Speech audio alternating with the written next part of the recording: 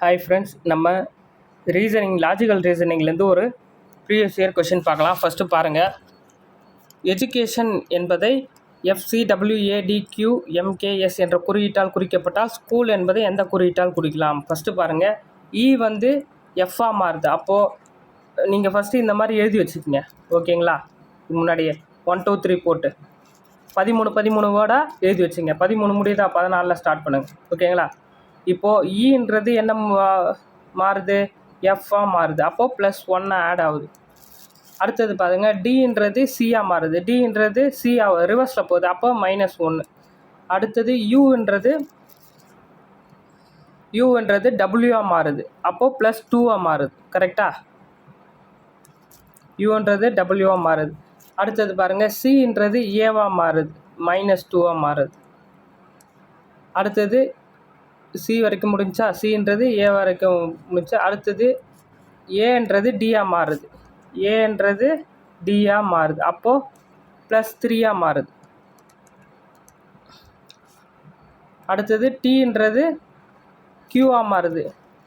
டீன்றது கியூஆ மாறுதுன்னா ரிவர்ஸில்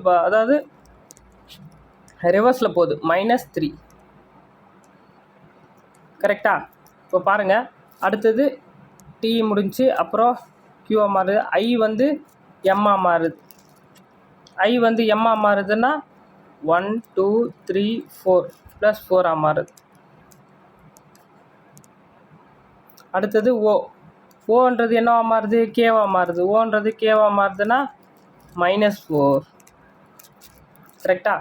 அடுத்தது என்னன்றது எஸ்ஸாக மாறுது. என்னன்றது எஸ்ஸாக மாறுதுன்னா +5ஆக மாறுது. 1 2 3 4 5ஆக மாறுது. அப்போது +1 -1 +2 -2 +3 -3 இந்த சீக்வன்ஸ் நம்ம கண்டுபிடிச்சிட்டோம். அவ்வளோதாங்க. இப்போ அடுத்தது டீக்கு ஃபஸ்ட்டு என்ன வரும்? T+1. சாரி, ஸ்கூலுக்கு என்ன வரும்? எஸ்ன்றது என்னவா மாறும்? +1 போட்டால் எஸ்ஸுக்கு அப்புறம் என்ன? டி. கரெக்டாக? அடுத்தது சி -1. சிக்கு முன்னாடி என்ன இருக்கும்? பி இருக்கும். அடுத்தது ஹெச் +2 வரணும். ஹெச்சுக்கு அப்புறம் என்ன வரும்? ஜே. அடுத்தது பாருங்கள். ஹெச்சுக்கு அப்புறம் ஓன்றது -2. -2 என்ன வரும்? ஓக்கு ரிவர்ஸில் என்ன வரும்? எம் வரும். கரெக்டாக? அடுத்தது மறுபடியும் ஓக்கு அப்புறம் +3 வரணும். ஓக்கு அப்புறம் +3 போட்டால் ஆர். அடுத்தது எல்க்கு அப்புறம் -3 போடணும். எல்க்கு அப்புறம் -3 போட்டால் ஜே. சாரி, ஜேன்றது 2 வரும். -3 இதோ இங்கே இருக்குது. -3 போட்டால் ஐ வரும். அப்போது ஸ்கூலுன்ற வார்த்தைக்கு என்ன? TBMJR.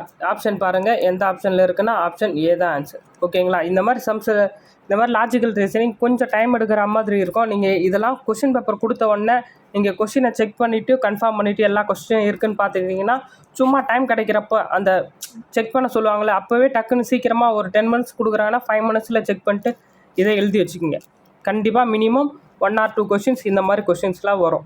Okay, thank you. உங்களுக்கு எதனா டவுட்னா கமெண்ட் பண்ணுங்கள். நான் உங்களுக்கு கண்டிப்பாக ரிப்ளை பண்ணுறேன்.